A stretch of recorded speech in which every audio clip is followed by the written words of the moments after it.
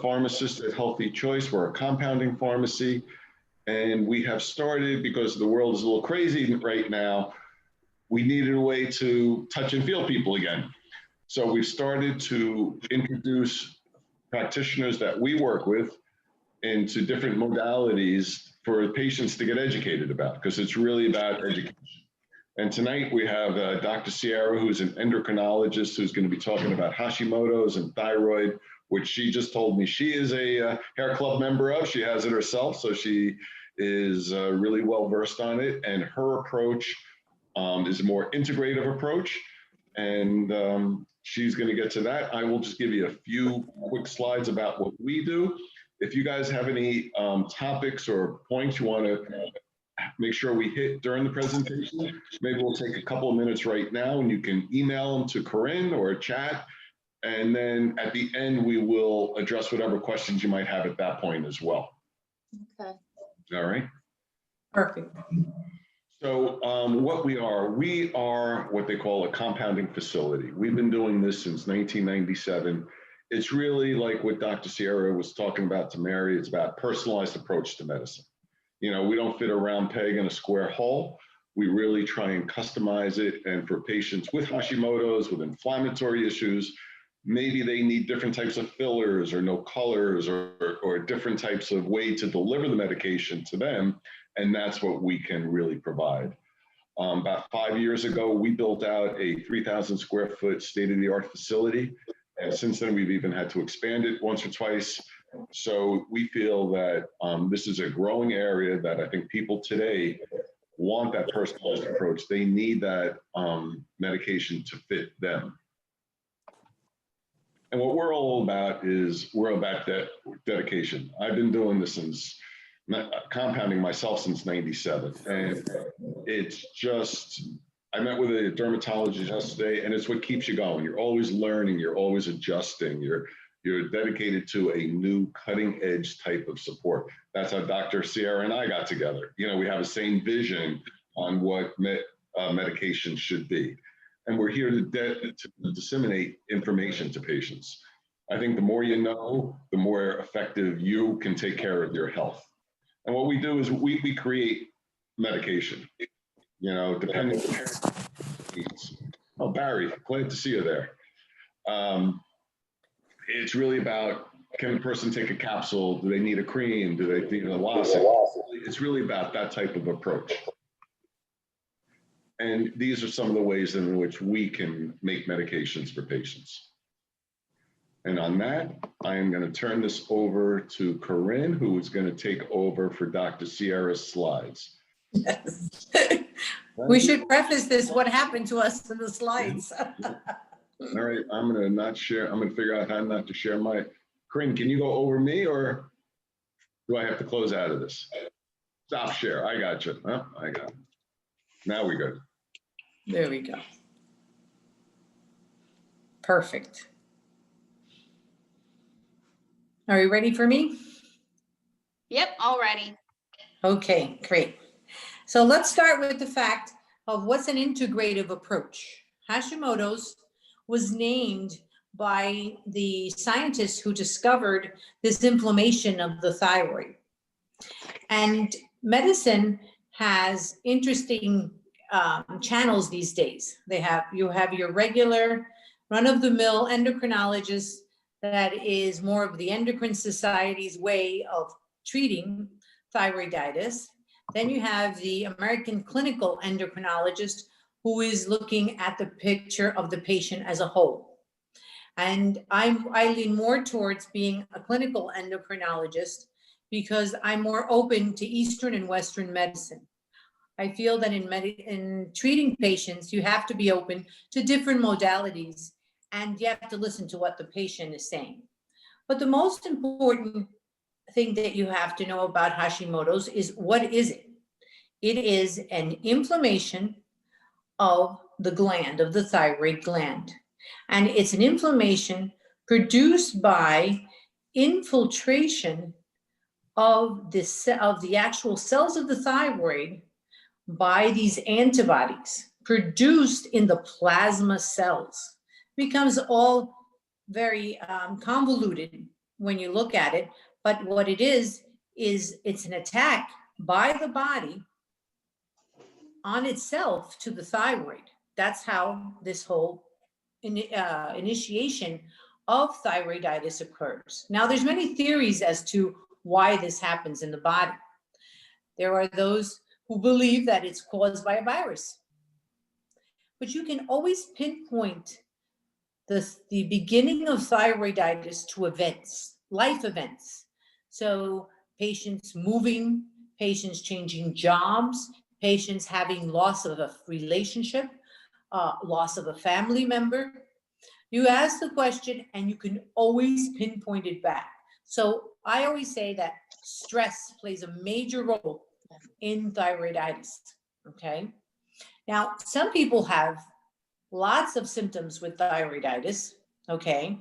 And other patients don't have any symptoms other than, and I mean physical symptoms, that they feel their thyroid is swollen and they feel a pressure in their neck, where other patients are more of a, I'm not feeling well, I'm fatigued, I'm feeling temperature changes, and it fluctuates back and forth.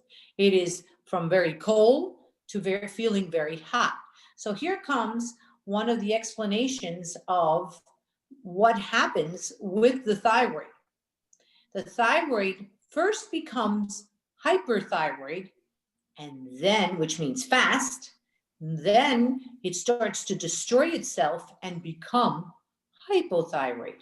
And we miss this window in medicine very commonly because we look at the numbers of the thyroid. The T4, the T3, and the TSH don't really start to disintegrate until the thyroid is totally sluggish and slowed down.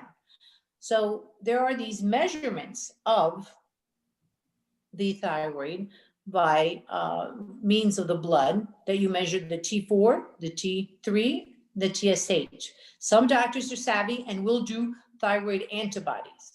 But once they have these thyroid antibodies in their hands, they don't know what to do with it. They basically say, well, your thyroid looks good because T4, T3, and TSH are normal. So why should we even worry about those antibodies? And they don't treat it at all. Other physicians, the more integrative physicians, say, wait, we can't wait for this thyroid to be destroyed to treat the patient. So in the audience, we have a patient whose antibodies went from the hundreds into the thousands. And so I've experienced seeing patients do that. And the answer in the past, when I started in endocrinology, was basically what the Endocrine Society used to say: let's wait until there's a change in the TSH. So as I went on with my practice, I started to realize that I had to do something early on. And one thing I learned from the beginning is that giving just plain T4 in the form of Synthroid, Tirosint, Levoxyl, levothyroxine, these are generic as well as brand names of T4 replacement, was just not enough. And so you'll hear, and Corinne, you're one that said to me, I used to take Synthroid, but I really didn't feel well with it. Absolutely. Because it takes a fine tuning of the thyroid with a little bit of T3, a little bit of T4 and TSH will respond appropriately, and so will the patient and their symptoms. So getting back to one of the slides that I had prepared, it was the causes. And let me tell you, besides stress, radiation to the area of the neck for other causes, if they're being treated with a chemotherapy, or they're getting x-rays done often for other causes. There's physical injury. People who've been choked can get thyroiditis. People that have had their neck injured by a car accident can get thyroiditis.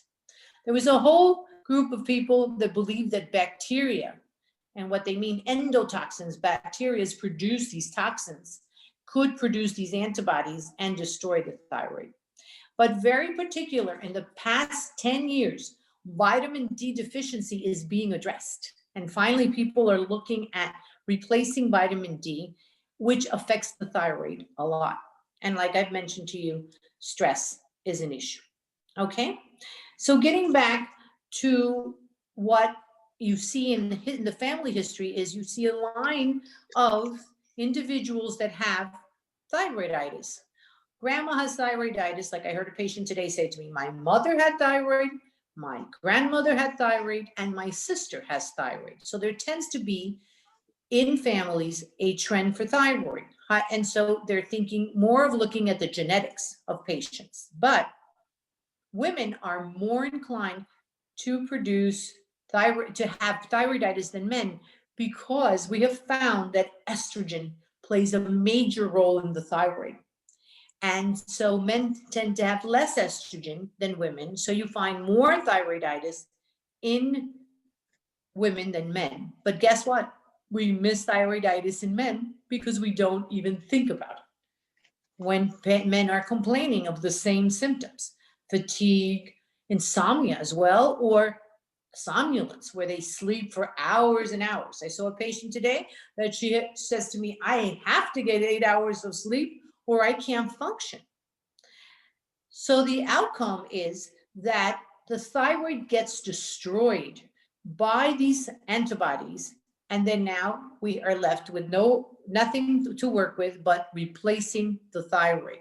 So there's a theory that if you start early with Hashimoto's and you address this deficiency that's occurring because it's a destruction of the thyroid, you can support the thyroid and do much better with Hashimoto's than most people.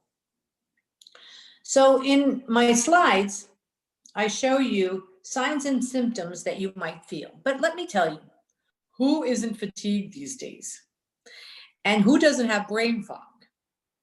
But the major sign I find that people miss on is fluid retention. They feel like their joints are tight. There's a metabolic slowing, so people gain weight. Heat as well as cold intolerance that we talked about. And so everybody thinks, oh, it's just menopause. No, it's beyond menopause. It's truly, thyroid is a temperature regulator of the body. Other signs and symptoms that you can have because of thyroid, if we allow it to get to the point of destruction, is you can have an enlarged heart. You can have what they call, which is the severe form of thyroiditis, a myxedema coma. What does that mean? That means you are so swollen, there's edema all over your body, your tongue, your face, your hands, and the person is in coma because they have no thyroid left. I saw a patient who couldn't speak to me because his tongue was so big out of his mouth. And people were just ignoring him because he was older and he lived on a farm and he probably was disabled, is what they said to me.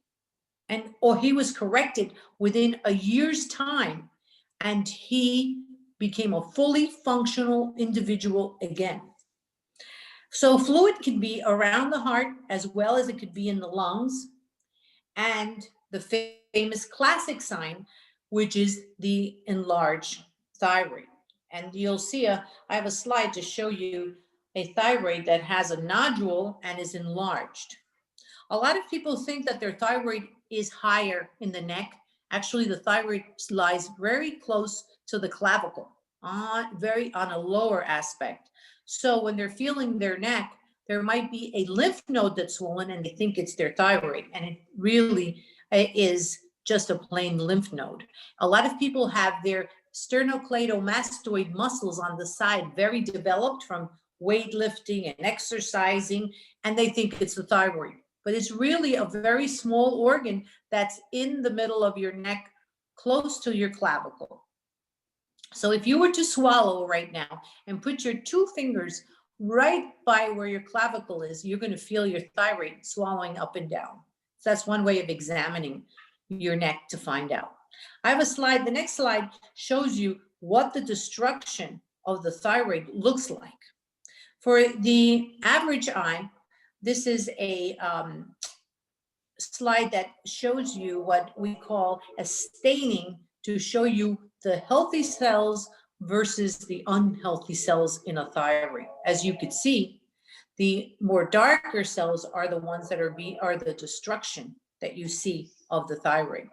Okay, so in essence, Hashimoto's thyroiditis is a destruction of the thyroid that needs treatment, right? So the next slide is the treatment of Hashimoto's. My approach, and every doctor's approach is different, is to use bioidentical hormones because I want to make these hormones, the T4 and the T3, the most likely of what the production of the gland is. I like to add iodine. I definitely believe in vitamin A and D replacement, so I follow those levels. And interesting, iron and zinc play a role. People think that because they don't have anemia, they don't have iron deficiency, and yet you do their iron numbers and their ferritin levels, and you find that they do have iron deficiency. So a little bit of iron can go a long way for thyroid replacement. There are surgeries that remove the thyroid nodule, and they can make it more aesthetic so you don't have bulging of the thyroid. In the old times, it was just remove the gland and replace with thyroid medicine. And we don't think that way anymore. We try to work with the tissue that's there. And very important and very much missed is balancing of your estrogen. And there's where the bioidentical hormones help, because we could replace estrogen in no matter what age of a woman or a man. There might be a dominance of estrogen, and we have to find it. Some men do have estrogen dominance. They treat themselves with testosterone, and estrogen becomes elevated, and they don't realize that they produce their own thyroid problems. The diet is pivotal.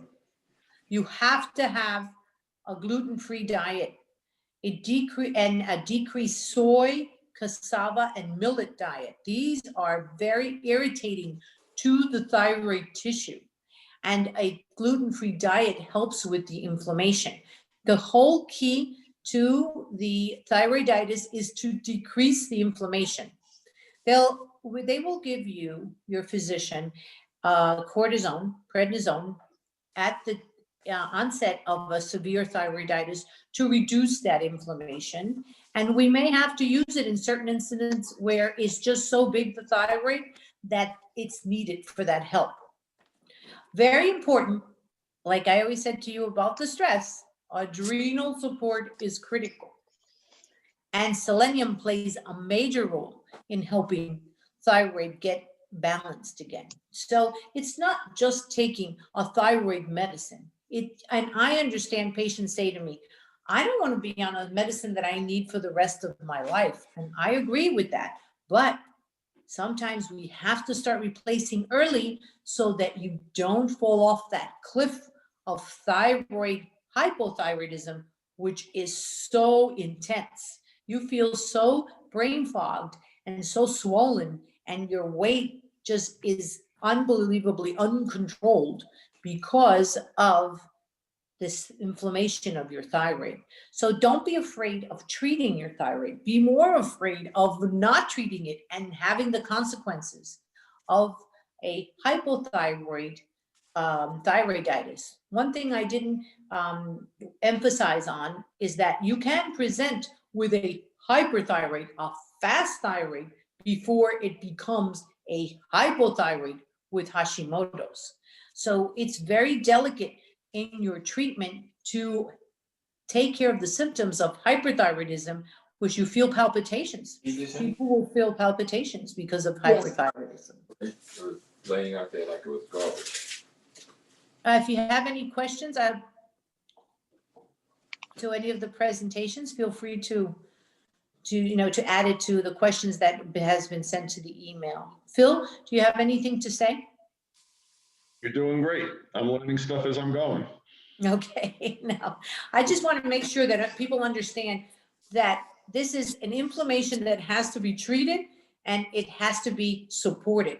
That's the basis of this presentation, is to make people aware that thyroid antibodies are a sign, it's a signal that the thyroid's being destroyed, and you should be replacing your thyroid and looking at it more closely and not just let it, rest.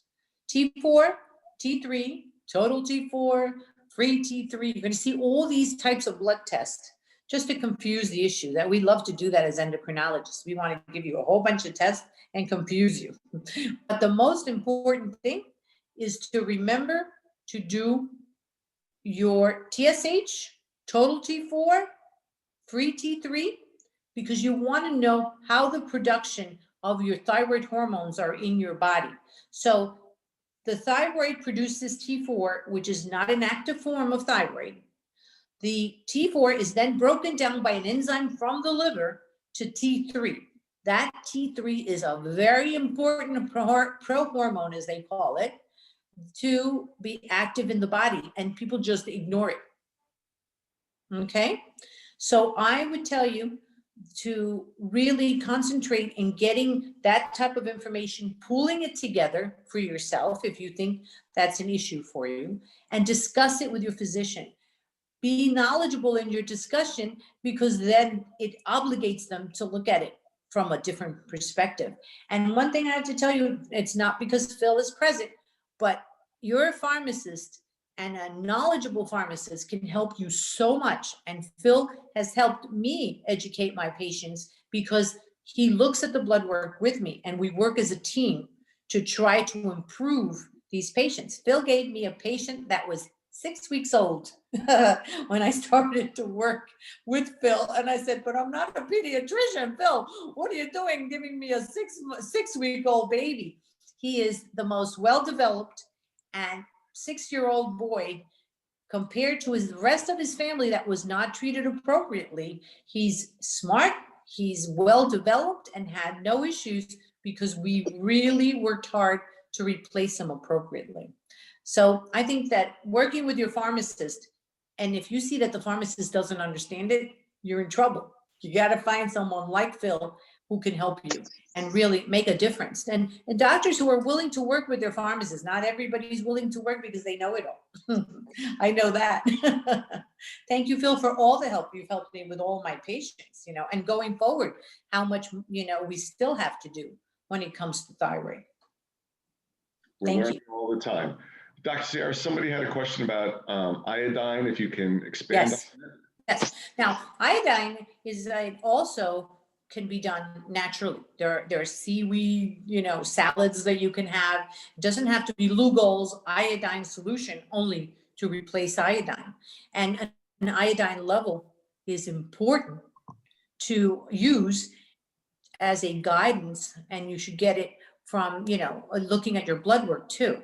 That helps you, guide yourself through it. But let's say you don't have an iodine level and you want to add iodine. I would go more the natural route at the beginning with things like seaweed salads. There are iodine replacements that are, plant-based that Phil can guide you to, that's available. But Lugol solution in iodine I've used in patients who are just totally deficient. We used to have, all our salts used to be iodine based. And we went away from that, and more people got more creative, and chefs, and we have now the coarse salt and the kosher salt everybody enjoys so much. So we have less iodine in our diet, and I think that's affecting people's thyroid.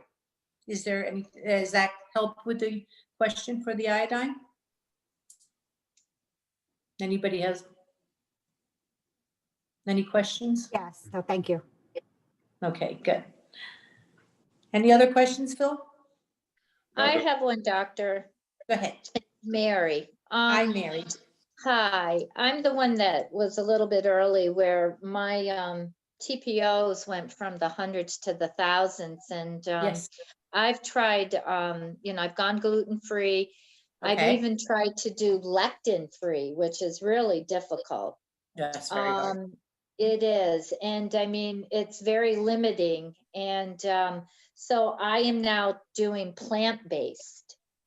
diet. And, you know, I agree. I think the diet is important, but how would I know? I guess in my area, I'm in Albany, so I Uh-huh. could go to Phelan's Pharmacy that they do, I think they are a compound pharmacy if I, or, you know, maybe you use you guys just because I've got my blood work, I got everything that I'm going to be meeting my endocrinologist in a couple of weeks. And I'm fearful that she's going to poo-poo the Uh-huh. natural integrative way, you know, so I'm wondering if I may have to go functional medicine route.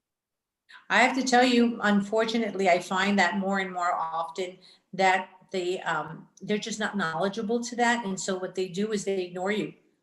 You know, Yeah. instead of being more, you know, forthcoming and saying, okay, so where are you getting this literature? Let's look at what's available, you know, looking at the patient as a whole.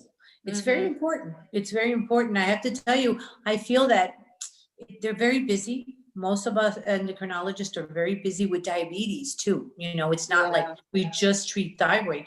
And, you know, with your experience, Mary, you told me you're a nurse, that Yeah. so we're so busy with those blood sugar levels that we ignore our thyroids. Yeah. So you Which, you have to know, be careful. it's, Look, yeah. so Well, I, you thank know, you. and your approach to them too, you know, basically, I'd like to really take my care of my thyroid as a whole and show them that you understand how it does filter into thyroiditis. That might help you. Okay. Yeah, You no, know, this it is might open helpful. them to think. Yeah.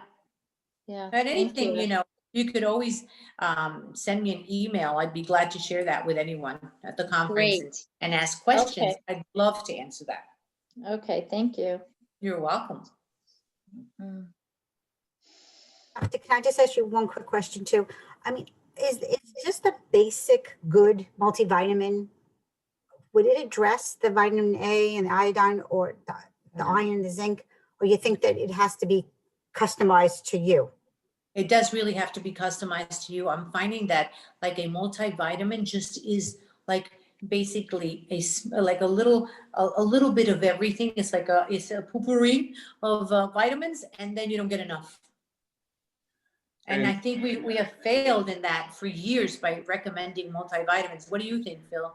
I think a multivitamin is a good foundational thing, but if you have thyroid issues, then you have to add your multivitamins, your basement. Then you have to start to add your first floor, your kitchen, and everything That's else my approach. to, you know, because there's no one multivitamin that's going to address these issues. Like Dr. Sierra said, it's a shotgun type approach, great for most people. But when you have these situations, these health concerns, that's when you have to go into the treatment mode, not prevention mode. And that's where these individual supplements can be useful. That's right. And remember, vitamin A has unfortunately, and vitamin D both, can be toxic. So you have to follow your levels in the blood. So I'm just taking them randomly is not enough. During this COVID period of time, they recommended vitamin A, and I got concerned because people will start taking vitamin A and not check their levels, and that could give you night blindness. Yeah. It's very toxic, so you have to be careful there on those two. But that goes with anything that you supplement. You should always follow. Yeah, it's interesting too, Doctor. It's Mary again, that they've even recommended, you know, various websites, you know, WebMD, you know, to take 10,000, you know, I think it's IUs of vitamin D a day, you know, Yeah, to, you know, I'm yeah, like, that's a oh my little tough. gosh. That's Yeah. tough. And that can get people into trouble. Yeah. Yeah, you have to follow levels. I have to, you know, I can't stress that enough. And you know, Phil knows me that if it's been 90 days and I have you on any type of replacement, I really demand that we get blood work before I refill medicine because it's important and it helps us to guide you, both the pharmacist and the physician. And you know, it's not because of anything other than you're at risk if you start accumulating things. Yes. Any other questions? Hey, Dr. Sierra, it would be great if do you have a slide with your contact information? Did you I fill it out? should have prepared that. I'm so sorry. Yeah, that's no problem. So I think we have everybody's email. So what we'll do is we'll send out Sierra's contact information. And make sure in the subject, you write, the thyroiditis conference, so I can look it up, and go through the emails and find your questions. And Dr. Sierra, we have another question here. It says, what causes thyroid nodules? I have 19, all about 1 millimeter in size. Okay, thyroid nodules are caused by this infiltration of antibodies to the thyroid. To these plasma cells produce these antibodies, and it disrupts the surface of your thyroid, forming these nodules. And I want you to know, people say, well, you probably had them since you were young. Absolutely. They can occur at a very early age. Corinne, what age were you diagnosed with thyroiditis? Sorry, I was 12. Yeah, 12 years old. So, people will say, oh, you've had that since you're young. Yes, absolutely. And they will increase in size when they become dangerous, meaning that they can become cancerous. And so it's important to follow nodules. Everyone who has thyroiditis should have a baseline ultrasound of their thyroid and check to see what they have. And check if there's nothing on the baseline, at least every 2 years, have a frequency of every 2 years checking your thyroid to make sure that there's not been any growths. Does that answer your question on the nodules?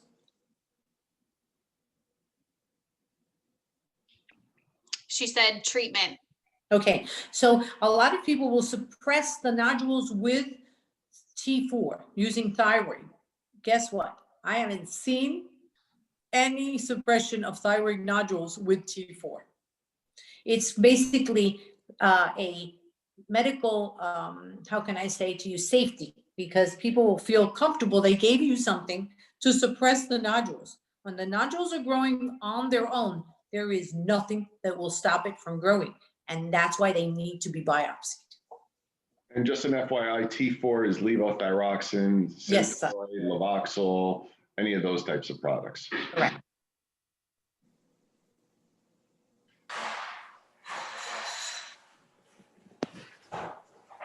I see also Dr. Erner has his hand raised. Okay. Hi, how are you? Nice to hear from you. Enjoyed your lecture. Thank Quick you. question. In my clinical practice, I Yes. certainly see my fair share of thyroid imbalance. I'll use that as a general term.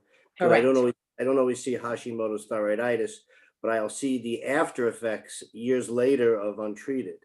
Yes. So, and I do agree with basically everything you're saying, but I had a question in terms of adrenal support, what products you like to use or what you prefer to use in those patients. I have been using a product by that Phil gets for us for adrenal support. That's ashwagandha. Okay. And so that's what I use for adrenal support. And I base it, I go and I start building the adrenal support on the patient. I don't try to slam them with too much support. So I start them with twice a day, and then I bring them up to 3 times a day. And you'll see that the patient themselves will feel better if you do it a gradual, more of a, of a supplementation than you do if you just bring them into 3 times a day real fast. And if I may just ask, do you do any measuring for adrenal function? Like we use a Dutch urine test? Yes, okay. That's my favorite. The Dutch is the only one that I have seen that doesn't require that you be in bed to do a cortisol level. Because people think that doing a cortisol level is going to be significant, and it is insignificant. So I always say to my patients, kidding, I say to them, well, if you'd like me to come at 6 o'clock in the morning before you get up in the morning, I'll draw your blood at bedside. That's the only time I would trust a cortisol level.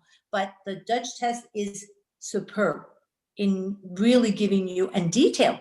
It tells you in detail the breakdown of cortisol during the day. I love it. It's a perfect test for that.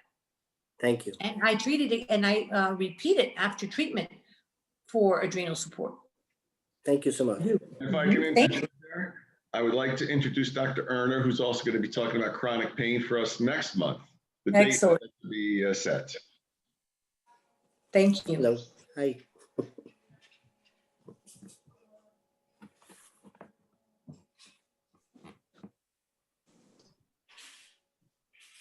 Does anyone have any other questions, comments?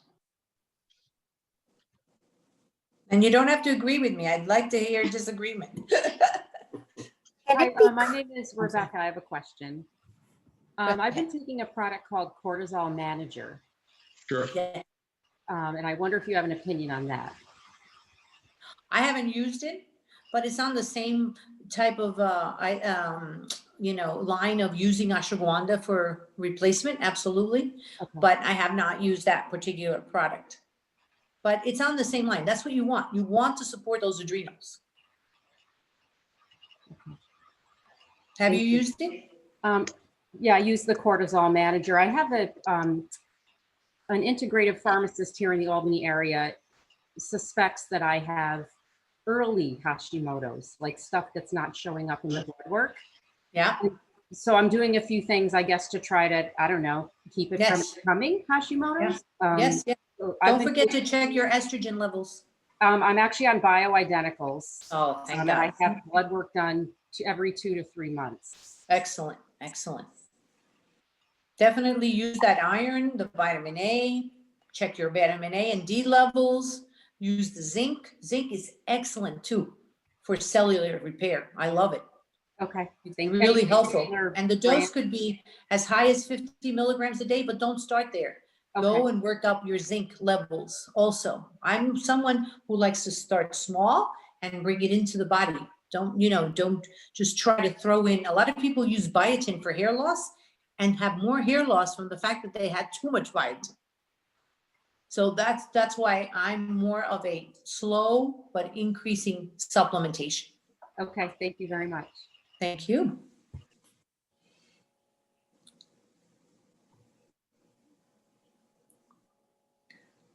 It Okay, looks like we have a question in the Yes. chat. could you read it to me, Corey? Sure. It says, every morning I have the feeling of hot flashes, age 62, and thyroid pain. My T3, T4, and TSH are all normal. Years ago, levels were off. Do you have any idea why I am symptomatic only in the morning? That's why cortisol has to be checked.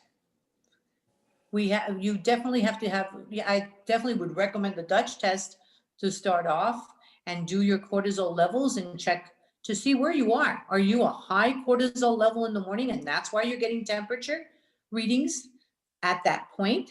That commonly happens. How is your sleep? That's a very important point. Okay, good. Her sleep is good. Yeah. Okay, good. But definitely check your cortisol levels with the Dutch test and see that there could be a correlation to that. And in No regards to doubt. cortisol levels, you can really only check them by Dutch and or saliva. Your doctor can't check them by blood. It just Definitely. Definitely. I've done the Genova saliva test as well as the Dutch. Hi, this is Rebecca again. I had my cortisol levels checked via saliva. So is that sufficient or should I Yes. ask for? Okay, very good. Saliva is fine. Just as, and who was the testing company that did the saliva for you? I want to say it started with a Z. It was, ZRT. yes. Yeah, very good company. Okay, excellent. Thank you. But that was a multiple dose, that was a multiple test throughout the day, correct? It wasn't a Yeah. single. Oh, yes. Right. Okay, just want to make sure. Yep. What you will find with the Dutch test, it's so simple to do, and it is multiple samplings of urine during the day, but it's simpler and less chances that it will, it's done inappropriately and give you the wrong information. Get it? So, I mean, it's real simple urine testing is what I'm trying to say. Now, the saliva test, I find it a little difficult because you have to produce the right amount Yes, I of agree. saliva, right? So but again, they would tell you because they know the quantity. They do measure the quantity when they do the test, and they know that you've given them enough. Okay. Mhm. Thank you. That's the difference between those.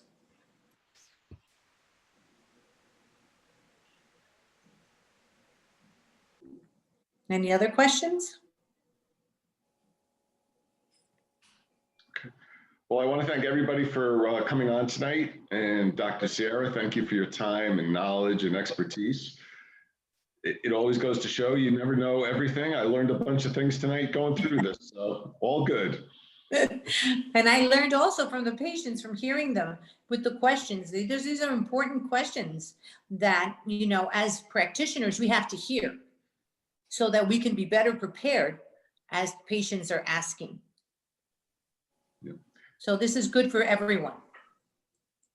So thank you everyone for joining. Next month, we're going to have two presentations, one by Dr. Elizabeth Pointer on February 11th on testosterone, right before Thanksgiving, geez, right before Tuesday.